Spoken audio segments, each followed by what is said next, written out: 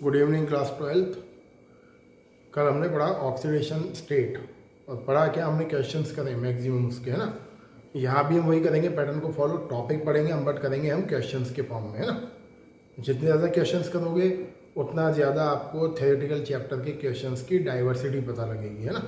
तो आज का टॉपिक है आपका इलेक्ट्रोड पोटेंशियल। ऑलरेडी आपने पढ़ा हुआ है इलेक्ट्रोकेमिस्ट्री चैप्टर में। एक बार और रिकॉल में करा देता हूँ, बोर्ड मत देखिए आप ध्यान से। सबसे पहला आपका टॉपिक है डी ब्लॉक में इलेक्ट्रॉन पोटेंशियल का ट्रेंड इन m/m+2 स्टेट। मतलब m/m+2 का मीनिंग क्या है? m/m+2 का मीनिंग है जब आपका मेटल न्यूट्रल स्टेट से +2 स्टेट में जाएगा तो उस कंडीशन में E0 की वैल्यूज का क्या इम्पैक्ट होता है आपके डी ब्लॉक एलिमेंट्स पर। करने से पहले टॉपिक कुछ ट्रिक्स एंड टिप्स बता रहा हूँ मैं आपको, है ना, जो पूरा टॉपिक क्लियर कर देगा आपका। टिप्स वो बतानी है आपकी इलेक्ट्रोकेमिस्ट्री की। पीछे आपको स्क्रीन के क्या लिखा हुआ है, अगर किसी एलिमेंट का E0 का वैल्यू ज़्यादा है, अगर E0 की वैल्यू ज़्यादा है किसी एलिमेंट के लिए, इलेक्ट्रॉन पोटेंशियल की वैल्यू, तो उसका बिहेवियर कैसा होगा? इलेक्ट्रॉन गेन करने का। और जब इलेक्ट्रॉन गेन करता है कोई एलिमेंट तो उसको बोलते हैं एसिडिक बिहेवियर। तो बिहेवियर कैसा होगा? एसिडिक। और इलेक्ट्रॉन लेने वाले को हम क्या बोलते हैं? Oxidising agent. सबसे इंपॉर्टेंट है, ये पूछेगा आपसे ये एजेंट के ऊपर क्वेश्चंस। ये ऑक्सीडाइजिंग एजेंट क्यों है, ये रिड्यूसिंग एजेंट क्यों है, एंड ऑल द थिंग्स, वो क्वेश्चंस आएंगे ना। तो अगर E0 की वैल्यू ज़्यादा है तो वो बेटर ऑक्सीडाइजिंग एजेंट होता है, वो इलेक्ट्रॉन गेन करता है। अगर E0 की वैल्यू कम है तो उसका बिहेवियर इलेक्ट्रॉन रिलीज करने का होता है, और जो इलेक्ट्रॉन रिलीज करता है उसको हम क्या बोलते हैं? Basic behaviour. और जो इलेक्ट्रॉन रिलीज करता है उसी को हम बोलते हैं रिड्यूसिंग एजेंट। तो ये 2 लाइन सबसे इंपॉर्टेंट है, सही है, ये ध्यान रखना, भूलना नहीं है। ऑलरेडी आपने पढ़ा हुआ है चैप्टर इलेक्ट्रोकेमिस्ट्री में। अब क्वेश्चन कैसे आते हैं वो देखते हैं, मेन पार्ट जो क्वेश्चन है, क्योंकि अल्टीमेटली क्वेश्चन आएगा आपके सामने अप एंड डाउन वाला। क्वेश्चन ही मत ध्यान से, चलिए लिख देता हूँ दोबारा। क्वेश्चन देखना, copper has positive E0 value, so it does not form hydrogen with dilute H2SO4 और HCl एक्सेट्रा। अब ये स्टेटमेंट समझो, अगर किसी एलिमेंट की E0 की वैल्यू पॉजिटिव है तो मतलब क्या है? मतलब ये है कि E0 की वैल्यू पॉजिटिव है या हायर है तो इलेक्ट्रॉन रिलीज करने की टेंडेंसी क्या होगी? उसकी लेस होगी। ये ध्यान रखना, आपको भी दिमाग नहीं लगाना है वहाँ कि इलेक्ट्रॉनिक कॉन्फिगरेशन के बेस पे हम आंसर लिख दें, उसके बेस पर लिख दें। वो पूछ रहा है E0 के बेस पर। E0 की जो वैल्यू कैलकुलेट होती है वो कैलकुलेट होती है एक्सपेरिमेंटली। आपने पढ़ा हुआ है इलेक्ट्रोकेमिस्ट्री में, we calculate E0 value with the help of standard hydrogen electrode. याद करिए आप चैप्टर 3 में। तो वहाँ दिमाग मत लगाना सर इसका तो इलेक्ट्रॉनिक कॉन्फिगरेशन ये है वो है, वो उटपटांग चीज़ें, वो नहीं करना है। E0 की वैल्यू मतलब प्रैक्टिकल वैल्यू, उसके बाद हमें बोलना है। अभी क्या बोल रहा है? कॉपर की E0 की वैल्यू, कौन सी E0 की वैल्यू? Cu से Cu+2 बनने के लिए E0 की वैल्यू पॉजिटिव है, और इलेक्ट्रॉन मतलब क्या है ये? अगर पॉजिटिव का मीनिंग, इसका बिहेवियर है कैसा? कम इलेक्ट्रॉन को रिलीज करने वाला। अब उससे होगा क्या? It does not form hydrogen with dilute H2SO4। क्यों नहीं करेगा? देखिए, जैसे आपने लिखा कॉपर और आपने लिखा HCl, मैं HCl लेता हूँ ये, और आपने क्वेश्चन लिख दिया रिएक्शन CuCl2+H2। अब आपने क्या करा? देखिए, कॉपर की स्टेट 0, क्लोरीन हाइड्रोजन की स्टेट क्या है बेटा? +1, कॉपर की स्टेट +2 और हाइड्रोजन की स्टेट 0। मतलब क्या करा आपने? इस रिएक्शन के अकॉर्डिंग कॉपर के इलेक्ट्रॉन्स रिलीज करा दिए। जबकि बोल क्या रहा है कि कॉपर की E0 की वैल्यू जो होती है वो पॉजिटिव होती है। मतलब जब आप कॉपर को एक्वस मीडियम में रिएक्शन कराते हैं तो कॉपर इजीली 2 इलेक्ट्रॉन रिलीज नहीं करता है इन dilute acids and all the mineral acids, जिसमें आपका HCl होता है, H2SO4 होता है एंड ऑल द थिंग्स, सही है। HNO3 के साथ रिएक्शन करता है। HNO3 क्या है? स्ट्रॉन्ग ऑक्सीडाइजिंग रिएजेंट है ना, वो P ब्लॉक में आ जाएगा अपने आप। तो ये जो रिएक्शन आपने लिखी है ये रिएक्शन रॉन्ग है। जनरल स्टेट में रिएक्शन नहीं करेगा। क्यों रिएक्शन नहीं करेगा? कॉपर की ई नॉट की वैल्यू ज़्यादा है, और ई नॉट की वैल्यू ज़्यादा है पॉजिटिव होने का मतलब क्या है? कॉपर H को इलेक्ट्रॉन नहीं देगा, और अगर कॉपर H को इलेक्ट्रॉन नहीं देगा तो जो आपने CuCl2 बनाया है वो आपका आंसर रॉन्ग है। तो इसका मतलब ये है कि कॉपर की ई नॉट की वैल्यू पॉजिटिव होने का मतलब copper does not react with dilute acids like HCl, H2SO4 etc. and does not form hydrogen gas। ये क्वेश्चन नंबर 1 आपका यहाँ। ये देखिए आपके सामने 3 क्वेश्चंस हैं आपके ई नॉट वैल्यूज के बाद। कैसे क्वेश्चंस आएंगे? क्वेश्चन क्या है? एक्सप्लेनेशन है अपने आप में, है ना, बट वो मैं क्वेश्चन के फॉर्म में पढ़ा रहा हूँ आपको। ध्यान से देखिए क्वेश्चन नंबर 1। क्वेश्चन नंबर 1 बोलता है when you move scandium to zinc E not M/M+2। मतलब क्या है? जब आप स्कैंडियम से जिंक की ओर मूव करोगे, मतलब लेफ्ट टू राइट चलोगे टेबल में, थर्ड टेबल में, तो आपकी ई नॉट की वैल्यूज मेटल से +2 आयंस बनने के लिए वो वैल्यूज बिकम लेस नेगेटिव। अब सबसे पहले तो इसका मतलब समझ में आना चाहिए। अगर मीनिंग ही समझ में नहीं आएगा तो we can not solve the question. मतलब हम आंसर दे नहीं सकते अगर आपको मतलब ही पता नहीं है। वो सिंपल ये बोल रहा है ई नॉट का वैल्यू बिकम लेस नेगेटिव। मतलब ये है जब आप लेफ्ट से राइट की ओर चलोगे तो इलेक्ट्रॉन का निकलना मुश्किल क्यों होता है? मतलब आपके जो इस साइड के एलिमेंट हैं, मतलब जिंक वगैरह है, जिंक है, कॉपर है या और भी कोबाल्ट निकल, वो इजीली +2 स्टेट को शो क्यों नहीं करते हैं? तो कॉन्सेप्ट क्या है? ऐसी क्या चीज़ है जो +2 स्टेट को बनने से रोकती है? बनता तो है बट थोड़ा मुश्किल से बनता है। तो क्या होता है? When we go left to right size of atom decrease, और एटम का साइज डिक्रीज होगा तो आयोनाइजेशन एंथैल्पी की वैल्यू इंक्रीज। तो ये क्या बोलता है कि लेफ्ट टू राइट चलने पर ionisation enthalpy 1 and ionization enthalpy 2 की वैल्यू बढ़ती है, और उसकी वैल्यू बढ़ने की वजह से इलेक्ट्रॉन निकलना थोड़ा सा मुश्किल हो जाता है, और इलेक्ट्रॉन थोड़ा मुश्किल से निकलता है, इसलिए ई नॉट की वैल्यू बिकम लेस नेगेटिव। ध्यान रहेगा। एंड अल्टीमेटली आप आ जाइए हम नॉन मेटल में पी ब्लॉक पर, एंड ई नॉट की वैल्यू बिकम पॉजिटिव। पॉजिटिव क्यों हो गई? वो तो नॉन मेटल है, वो तो इलेक्ट्रॉन लेगा। तो सबसे ज़्यादा जो नेगेटिव ई नॉट की वैल्यूज है वो है आपके ग्रुप 1 में, यहाँ एस ब्लॉक में। बीच में थोड़ा कम नेगेटिव, आगे जाते जाते क्या हो जाएंगी वैल्यूज? पॉजिटिव हो जाएंगी। मतलब माइनस से प्लस की ओर चलती हैं ई नॉट की वैल्यूज। क्यों चलती हैं?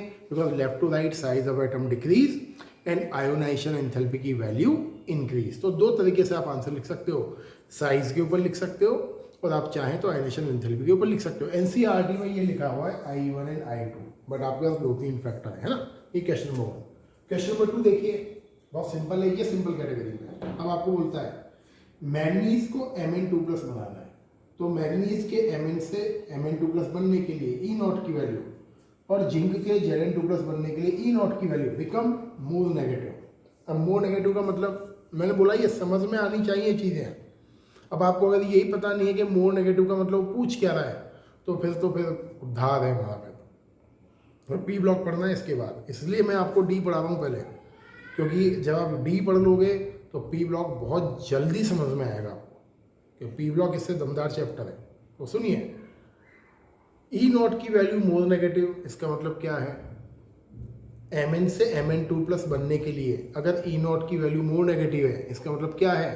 Mn से Mn2+ बड़ी जल्दी बनेगा, मतलब manganese release 2 electron very very easily. Clear? यही हाल जिंक का है, Zn से Zn2+ इजीली बनेगा, तो मतलब क्या होगा कि जिंक अपने 2 इलेक्ट्रॉन्स इजीली निकाल रहा है, इसलिए उसकी ई नॉट की वैल्यू क्या है? More negative. क्यों निकाल रहा है भाई? बिकॉज Mn+2 बनने के बाद उसका इलेक्ट्रॉनिक कॉन्फ़िगरेशन होता है हाफ फिल्ड, एंड Zn2+ बनने के बाद उसका इलेक्ट्रॉनिक कॉन्फ़िगरेशन होता है 3d10 फुल फिल्ड। अगर इस तरीके से क्वेश्चन आया तो इसको हम बोलते हैं सिंपल क्वेश्चन, बिना भेजा भड़क वाला क्वेश्चन। सही है? इस तरीके से क्वेश्चन आया थोड़ा सा मीडियम लेवल आप बोल सकते हो, लेकिन साथ में देखिए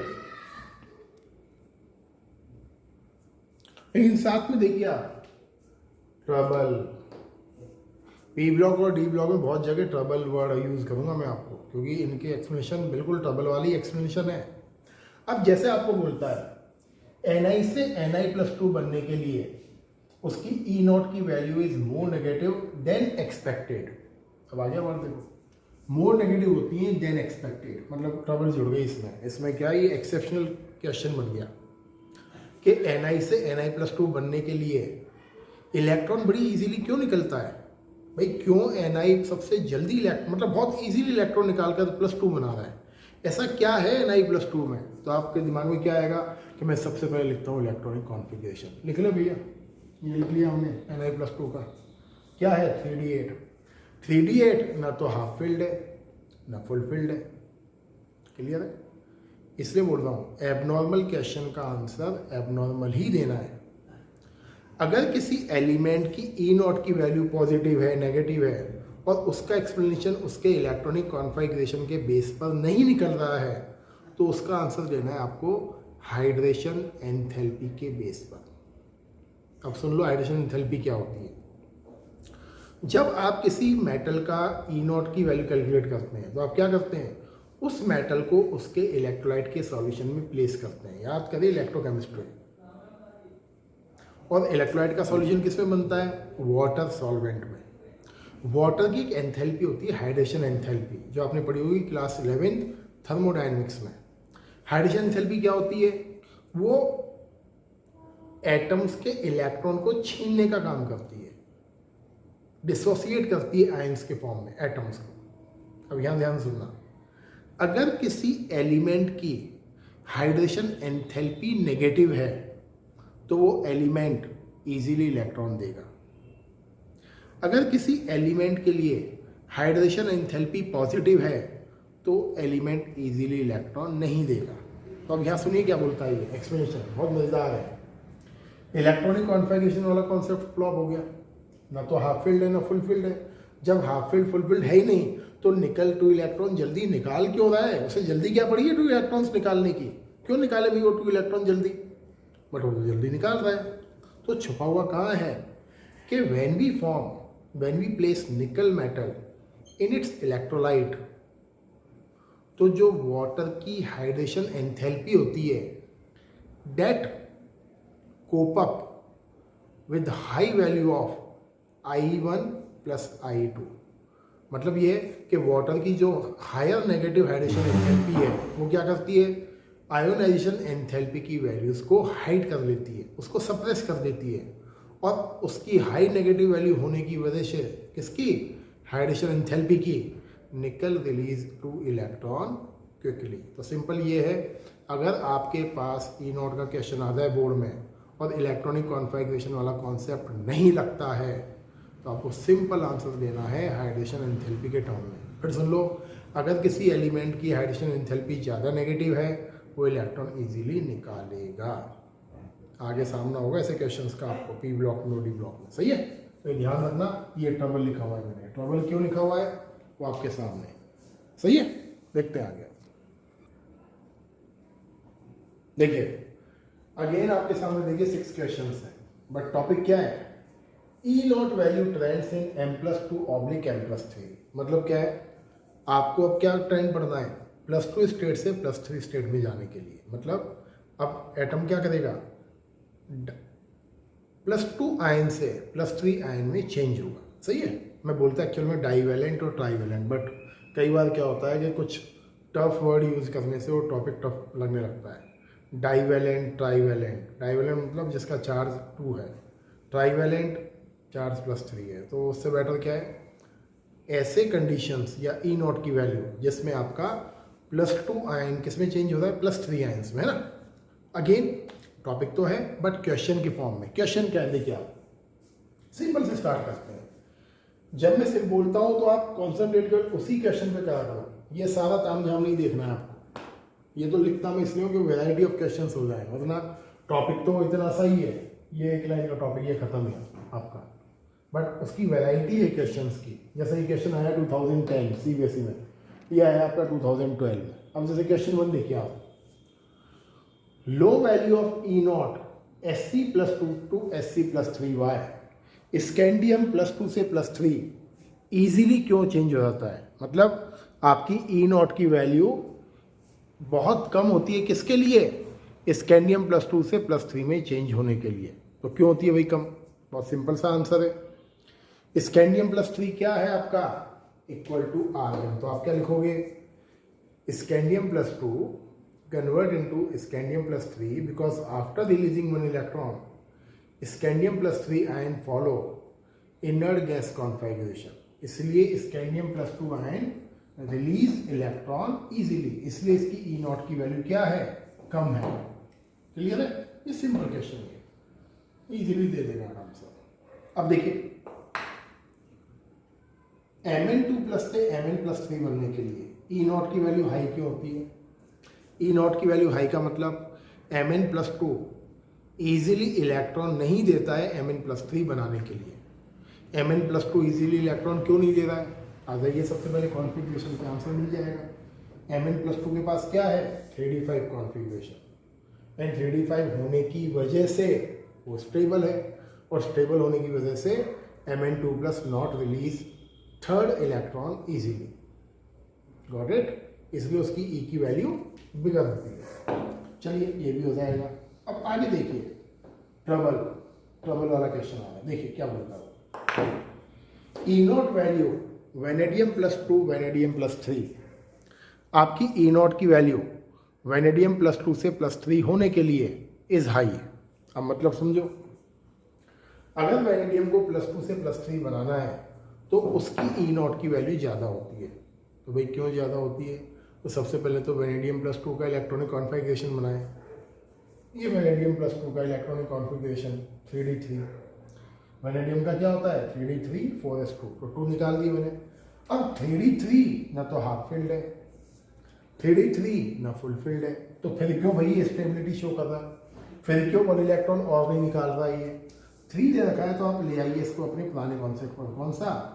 T2G3। ये तो आप क्या बोलोगे? In vanadium +2 T2G3 orbital is half filled which is more stable according to the crystal field theory या मॉलिक्यूलर ऑर्बिटल थ्योरी। सही है? ये एब्नॉर्मल क्वेश्चन। आगे देखिए एक और, बेटा इसलिए जाऊँ ताकि आपको ध्यान हटे यहाँ से, हमने आपके इधर देखोगे। यहाँ देखो, Mn2+ compounds are more stable than Fe2+ compound towards the +3 state. Mn+2 compound ज़्यादा स्टेबल होते हैं किससे? Fe+2 कंपाउंड से +3 बनाने के लिए।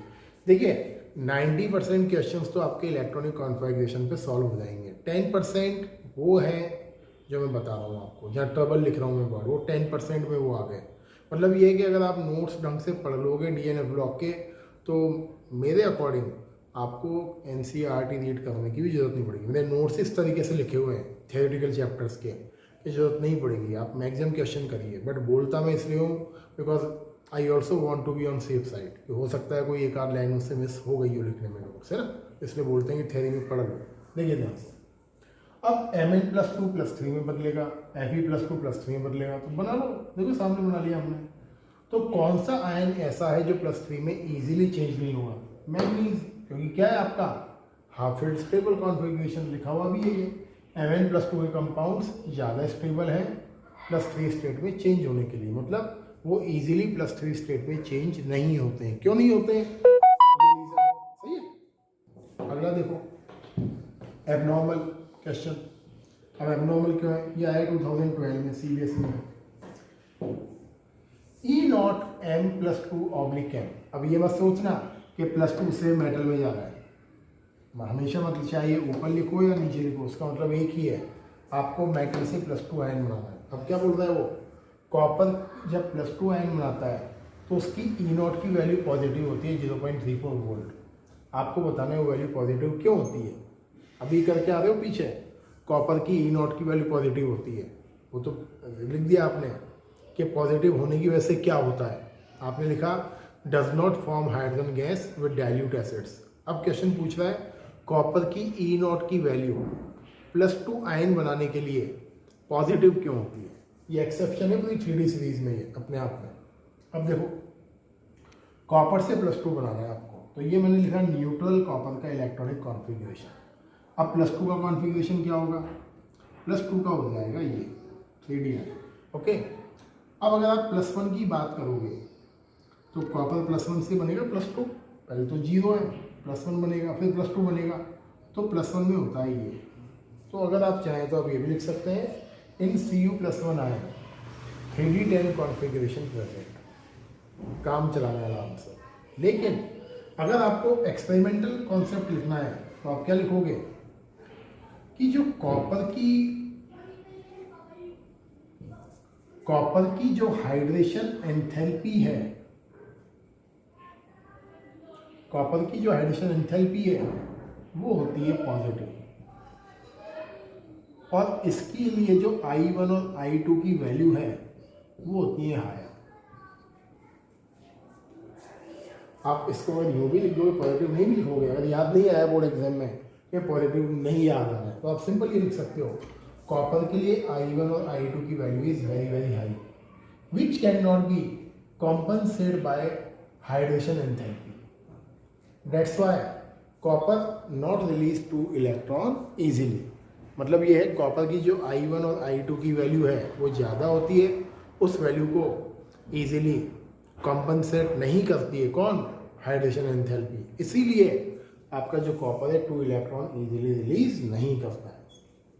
चाहो तो ऐसे भी लिख सकते हैं इलेक्ट्रॉनिक कॉन्फ़िगरेशन, बट एक्सपेरिमेंटल लिखो, कुछ नया करो, नया करने में मजा है। ये देखो 3D सीरीज का कौन सा element highest oxidation state show करता है, ये तो कर चुके हैं हम। कौन सा है, मैग्नीज। पूछ रहा है क्यों, रीजन इसलिए क्योंकि इसके पास 3D में कितने 5 इलेक्ट्रॉन एंड 4 इसके पास 2 है, and both the orbital participate in chemical reaction, तो क्या शो करेगा, मैक्सिमम +7।